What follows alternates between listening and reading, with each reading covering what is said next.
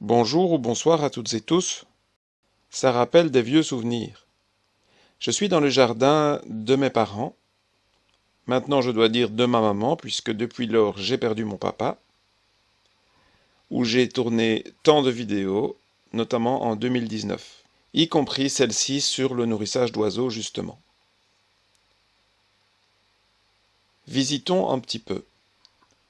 L'endroit au printemps et en été est très beau. Le côté ensoleillé est très attractif, parfois un peu chaud. La maison est fraîche parce qu'elle est en bordure de forêt, et le côté forestier est très sombre. C'est pourtant là qu'ont été installées de l'eau pour les oiseaux, où on voit ici une mésange bleue prendre son bain. On ne le dit peut-être pas assez. Je le répète, l'eau, de l'eau potable, propre pour les oiseaux, c'est quelque chose de très positif pour eux. Notre monde moderne fait que, dans certaines zones, il en manque significativement et l'eau devient le facteur limitant pour les populations. Ça nous coûte presque rien de faire ce petit effort, en particulier en été quand il fait chaud et en hiver quand ça gèle, en pensant évidemment à remplacer l'eau avant qu'elle soit gelée, ou à la mettre en endroit où elle ne gèle pas. Donner de l'eau aux oiseaux toute l'année, personne ne vous le reprochera.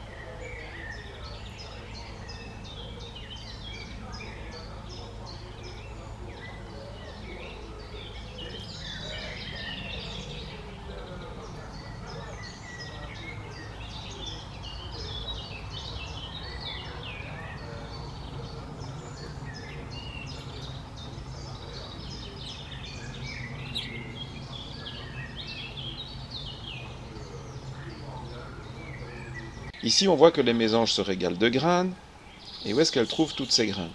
Eh bien, dans ce jardin, on nourrit les oiseaux toute l'année, et ce depuis environ 96, si je me souviens bien, donc plus de 25 ans, presque 30 ans.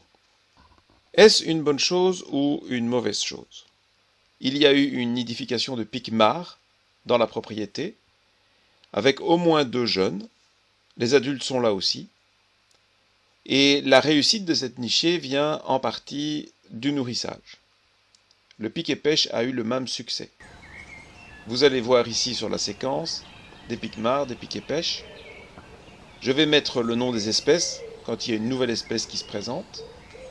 Si vous avez des problèmes d'identification, vous pouvez aller voir les pages comparatives. J'ai une page comparative entre le pique-mare et le pic et pêche qui vous donne les critères qui vous permettent de les distinguer. Ce n'est pas le sujet de cette vidéo. La question que je pose concerne le nourrissage en été. En fait, j'ai déjà répondu à cette question très en détail, parce que après la première vidéo de 2019, qui a eu beaucoup de succès, c'est la vidéo qui a le plus de vues sur ma chaîne, elle se rapproche des 50 000 quand je tourne celle-ci, eh bien, on m'a posé des questions. J'avais en fait répondu vaguement à cette question dans la première vidéo, mais apparemment pas de façon assez stricte et précise, et la raison, c'est qu'il n'y a pas de réponse tellement tranchée.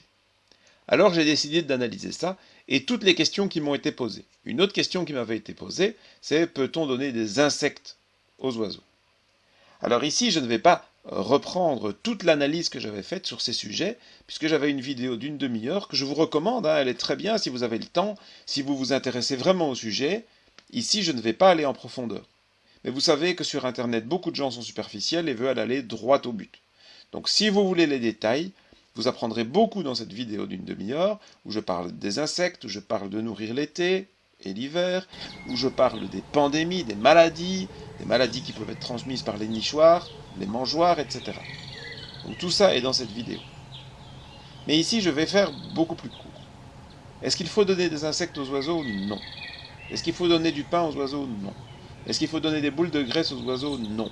Ce sont tous des produits qui ne conviennent pas, mais pour des raisons différentes.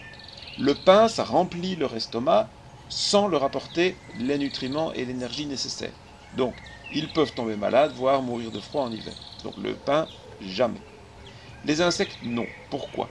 Parce que ça n'a pas de sens par rapport à l'écosystème. Ce n'est pas que vous allez les empoisonner, ça n'a rien à voir avec le pain. Vous voyez, ce sont des phénomènes complètement différents. Mais en donnant des insectes, notamment l'hiver, eh bien vous perturbez leur cycle et ils peuvent nicher trop tôt, voire en plein hiver, et alors les jeunes sont gelés. Voilà, par exemple. Bon, je fais très court, parce que je ne veux pas tout analyser, sinon je vais faire de nouveau une vidéo d'une demi-heure. Je vous invite vraiment à aller voir cette vidéo détaillée pour plus de détails si vous le souhaitez. Pas de boules de graisse, pourquoi? Parce que les boules de graisse, c'est une manière pour les industriels de mettre leurs déchets. Et donc, vous les empoisonnez. Alors, est-ce qu'on peut mettre de la graisse maison? Eh bien, c'est déconseillé aussi. C'est évidemment moins toxique que les boules de graisse de supermarché, mais ça reste négatif. Pourquoi? Parce que c'est beaucoup trop gras, tout simplement. Eh bien oui, pensez à une magnifique huile locale, bio, qui est très bonne pour votre santé. Vous allez en mettre un filet sur votre salade, vous allez trouver ça délicieux et c'est bon pour vous. Mais si vous buvez ça comme repas, tous les jours, vous allez être malade. Or, quand on donne de la graisse aux oiseaux, c'est ce qu'ils font. Ils raffolent de la graisse, ils la mangent, ils en mangent beaucoup trop, et ils tombent malades. Y compris des problèmes de cholestérol d'ailleurs. Donc, pas de graisse. Vous voyez donc, il faut essayer d'un petit peu analyser. Alors, est-ce qu'on peut nourrir toute l'année? Mais ça dépend ce qu'on donne. Du pain, ben, évidemment non. De la graisse, évidemment non. Des insectes, non. Même si ça peut paraître un peu plus compliqué, parce que vous allez dire en été, on peut leur donner des insectes.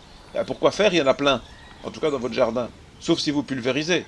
Mais si vous le pulvérisez, il ne faut sûrement pas attirer les oiseaux dans votre jardin. Il faut surtout arrêter de pulvériser. Vous voyez? Bon. Donc, que reste-t-il? Ben, il reste que des graines, des fruits, nature, bio. Vous n'allez pas mettre des choses pulvérisées et empoisonner les oiseaux. Hein. Et ça, est-ce que c'est un problème de le donner toute l'année? Ben, la réponse est absolument pas. C'est-à-dire que beaucoup de gens disent oui mais ça sert à rien. Mais c'est vrai, mais nourrir les oiseaux ne sert à rien. On le fait pour se faire plaisir. Il n'y a pas de honte à se faire plaisir, du moment qu'on ne fait pas de mal. Or, mettre quelques graines dans votre jardin, ça ne fait pas de mal. Les mésanges que vous voyez ici, les verdiers par exemple qui viennent se goinfrer de graines, ben, il n'y a absolument aucun problème à qu'ils aient ces graines de tournesol. Et d'ailleurs, regardez, vous avez un jeune verdier. Eh bien, ce jeune verdier, il est attiré par la mangeoire parce qu'il y a plein d'oiseaux, il vient probablement avec ses parents, puisqu'il y a des adultes, on a vu à la mangeoire, mâle, femelle. Qu'est-ce qu'il vient faire là? Eh bien, il vient se promener au sol où il va ramasser des graines, qui ne sont pas les graines qui viennent de la mangeoire, mais les graines naturelles qui poussent là. Vous voyez? Il ne prend pas des mauvaises habitudes, c'est une source de nourriture supplémentaire, facile, qui augmente la population d'oiseaux dans le jardin. Pourquoi s'en priver finalement? Vous vous posez des questions par rapport aux maladies, aux transmissions, de pandémies, etc. Allez voir cette longue vidéo. Mais je vous rassure tout de suite. Le problème principal des pandémies, que ce soit chez les humains ou chez les oiseaux, c'est la malbouffe. Donc les boules de graisse, le pain pour les oiseaux, etc. Et pour nous, je ne vais pas vous faire la liste de tout ce que nous mangeons qui est mal. Enfin, je dis nous, surtout vous, parce que moi je mange quand même mieux que la moyenne. En tout cas, je fais mon possible. Mais si vous leur donnez quelque chose de sain, non seulement vous n'allez pas favoriser les pandémies, mais si vous leur donnez des graines de tournesol bio, ce qui est très bon pour eux, ou des fruits, des pommes, des choses comme ça, en augmentant la qualité de la nourriture, vous allez au contraire lutter contre les pandémies, parce que c'est la meilleure chose pour être en bonne santé, pour les oiseaux comme pour les êtres humains, c'est de bien manger. Une nourriture appropriée, qui correspond à la morphologie de l'espèce, et une nourriture qui n'est pas empoisonnée, notamment par des pesticides, des colorants, etc. Pour terminer, vous voyez, je suis en Belgique, je suis parti 3 ans et demi, avec l'idée d'aller voir ma compagne aux Philippines, ce que j'ai fait, d'éventuellement trouver un boulot, ce que j'ai fait, puis d'aller en Indonésie, le temps de faire les documents pour profiter du boulot de façon légale, ce que j'ai fait, sauf que les frontières ont fermé. À partir de là, j'ai été bloqué, et c'est devenu une très longue aventure que je ne vous raconte pas ici, qui m'a emmené en Amérique centrale, où j'ai passé plus de 2 ans et demi, où j'ai trouvé un boulot pour moi, un boulot pour ma compagne. On n'attend plus que s'y installer, sauf qu'elle n'a pas ces documents qui lui permettent de voyager, notamment de sortir des Philippines, ce qui n'est pas facile pour une jeune femme. C'est comme ça, on ne va pas discuter du bien fondé de cette manière de lutter contre les trafics humains, c'est très discutable, mais je ne vais pas changer la loi philippine.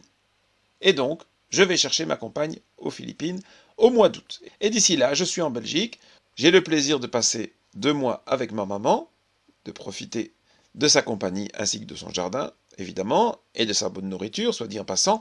À propos de nourriture, j'avais fait une vidéo depuis le Mexique où je parlais de mon régime végétarien. Bon, il est beaucoup plus que végétarien, hein, mais il y a 40 ans, enfin maintenant 42 ans, ou 43 ans, je ne sais plus, je suis perdu dans les années, que je n'ai plus mangé de viande. J'en parle, je parle du fait que ça vient d'elle, et dans des livres qu'elle avait publiés à l'époque. Elle m'a dit qu'elle publiait un tout nouveau livre qui va sortir dans les jours qui viennent. Si vous êtes intéressé, signalez-vous ici en dessous. Elle vous enverra évidemment les infos quand le livre sera sorti.